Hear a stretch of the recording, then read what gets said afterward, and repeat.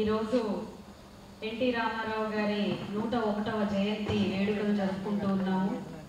నిజంగా ఎన్టీ రామారావు గారి గురించి మాట్లాడే వయసు కానీ అనుభవం కానీ నాకు లేదు. అయితే పురాణాల్లో మాత్రమే అమరుల్ని చూస్తాము.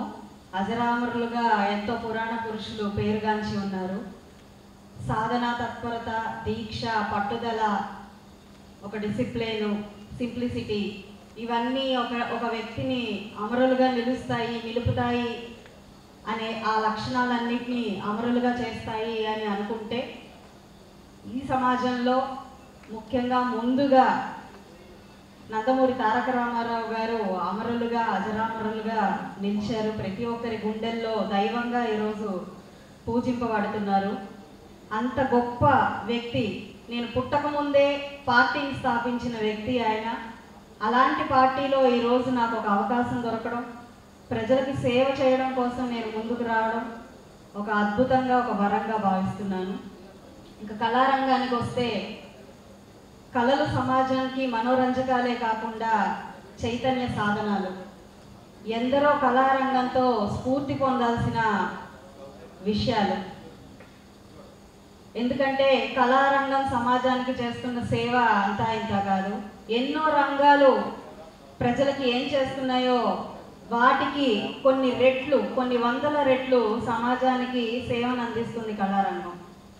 పైగా కళాకారులకి భగవంతుడిచ్చిన అత్యంత గొప్ప వరం ఏంటంటే, వారి ఆస్తిని ఎవరూ లాక్కోలేరు. ఆత్మసంతృప్తి, ఆత్మానందంతో ఎప్పుడు నిత్యం వారు కూడా అద్భుతమైన జీవితాన్ని గడుపుతూ ఉంటారు. అది ఆ భగవంతుడిచ్చిన ఆశీర్వాదం.